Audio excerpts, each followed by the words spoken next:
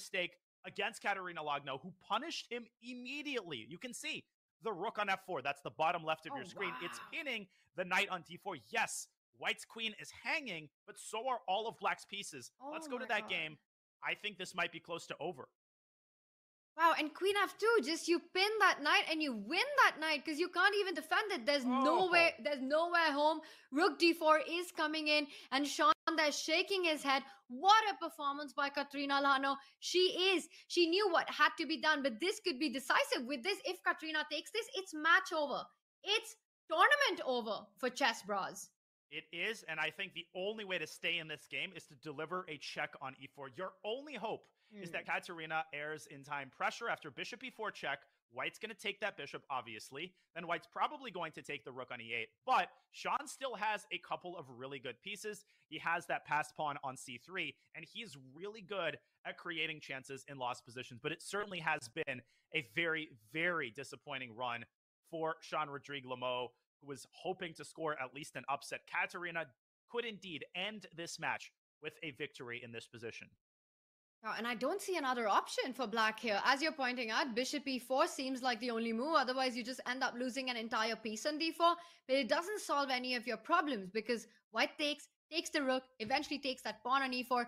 You were mentioning, Daniel, that Sean is really known to create chances, but I don't believe that'll happen in this one. Meanwhile, Anish Giri wraps up his game, his win, a huge win for him against Alexander Grischuk. What a way to finish the day for an individual result at 3.5 out of 4, but it looks like it's not going to be enough to take the match home for the Chessbrahs.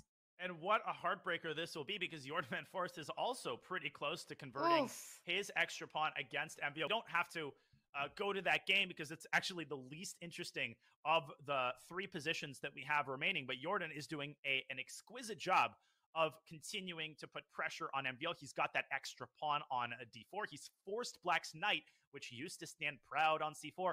It's now back on d6, tied down to the pawn on b5. And more concerning news for the Chessbrahs. Jennifer Yu has been struggling all game long. She's been struggling all match long, and this game is no exception. Michael Boyer could also ensure that this match doesn't go any further with a victory.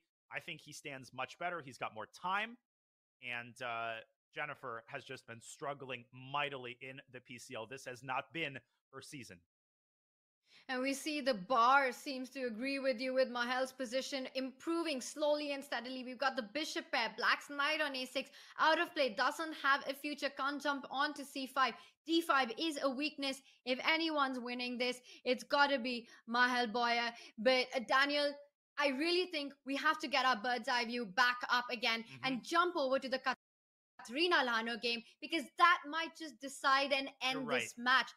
She's just played an incredibly attacking tactical chess. Bishop e4 on the board, picks that up.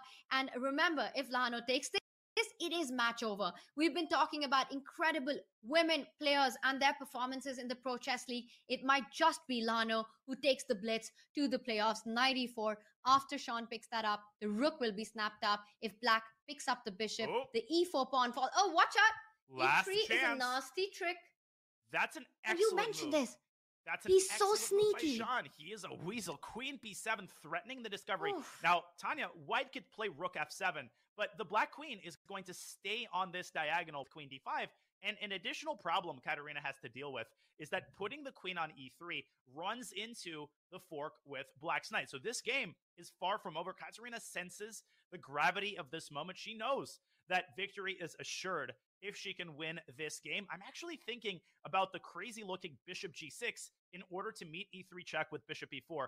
Katerina investing her last minute and getting out of the pin with king to g3. That is a good move, and it does keep a decisive advantage. But can Sean continue to muddy the waters? If you take the bishop, you lose the knight. That is the biggest problem here for Sean. He's down a full rook. Down a full rook, and that was very precise, because if Katerina would have come back with the king, let's say to g1, there was a knight check on f3. If you go king f1, there were all these ideas with e3 and the queen from b7 jumping over to h1. So very precise defense there by going up the board with the king, with king g3. But how do you muddy the waters more? You're talking about the e8 bishop cannot be picked up with the d4 knight hanging. Perhaps you start thinking about Pushing C2. that c-pawn. He does it. C2 on the board. And now queen b3 is a threat. So even though black is dead lost, practically, white needs to be careful here. Oh, yeah. I mean, listen, how many of these comebacks have we seen in the PCL? When you're down below a minute, you're nervous. You know that you can end the match. Sometimes your fingers turn into thumbs and you just don't use your brain as well as you normally do. But Katarina has kept her composure thus far, and I think she'll continue to do so. She's a great blitz player, and that is so important in these moments. She plays rook e1. As long as white does not allow black to promote the pawn, I think Katarina is safe. And queen takes b3 check. It was a threat, but it's not a very strong one because white can jump back to g2 with her king. The king is supported by these heavy pieces. Or is it? Then knight f3? Uh-oh, What happens knight after knight 3? in. I thought Rook white had a check d2 on is d6, but she doesn't. Rook my d2. gosh. Rook d2 is a massive threat. Notice how the rook on e1 needs to be on the first rank to stop the c-pawn from promoting. This has turned around. This has turned around. You're absolutely right, Tanya. Rook takes Oh e4, my I God. think maybe is possible, but there's knight h4 check. White can take that with the queen. Then maybe a check on d2 can be delivered. I'm trying to force white's king back to the first rank so that I can promote with check. I think knight h4 check is a brilliant move that gives black chances. Maybe you can promote immediately, but Katarina is planning to deliver a check on b4. Knight h4 is on the board. She finds it. She finds it. She has to take that knight. Sean with knight h4, what a move. Queen h4 played rook d2, and now if you come rook f2, you want to just queen because there's no more rook b4. Black's going to win this game. He's going to have two queens. The eval bar isn't showing Tanya a decisive advantage because white has a lot of pieces for the queen. Nish has won his game. Jordan Van Forest, if he wins his, and this one with a big swindle, Sean takes it, we've got a match on our hands. We absolutely do. And queen to d5 is going to end this game if Sean finds it. But Jennifer, she is really struggling. It might come down to Mahel Boyer's ability to convert that advantage against Jennifer Yu, who is defending very, very well. And now she's better as well. What is happening? Sean is mating Katarina. I mean, I'm still trying to understand this bottom left board. There are like 3 queens on the board. Black rook on d2. This looks absolutely busted. Can we just F3. Can we go back to that? Can we just pull up the Katrina game and see the end of this, because this has to end in checkmate. If this is not checkmate, nothing's checkmate. What is happening? Tanya, queen c3 check, king g2, and queen d1 to f3 was mate in 2 moves. Or you could just take the rook, but Sean's getting nervous. He finds queen c1. Katarina with king h3. This is still completely winning. Queen h1 mate in 1. 2 different ways. It's Queen over. Queen j1. He does it. A different one, but it's a mate. Sean takes this point. Katrina Lano loses. Let's go back to our live because Daniel, the match is alive. Jordan's blundered. He's given up an exchange.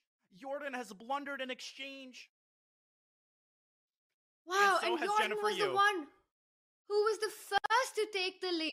We've got to go to Jennifer Yu's board right now because we see big action there. Mahel is going to be the one to take this home. This is absolutely over. You take on d3. The king pawn ending is lost as white's king is just in time. And finally, the blitz on this board take the win. Oh my God. Believable. And Jennifer was better at one moment at the end of this game. Jennifer had a big chance to seize the initiative. She missed it.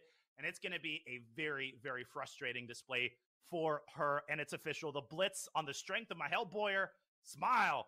Mahel, you just won a ticket to the playoffs for your team. What a moment. And he's had some difficult ones in this match in the early rounds, but he gets the job done when his team needed it the most. When Alexander Grischuk lost his game, when Katrina Lana lost her game, it was the board for Mahel Boyer who showed up for the team and took that 1 point. And with that, even though the Canada Chessbrahs score their first win in this match, it's just not enough. It's far from enough as the Blitz take the win with a 9-7 margin. And with that, go into the playoffs. It is goodbye to Magnus Carlsen's team.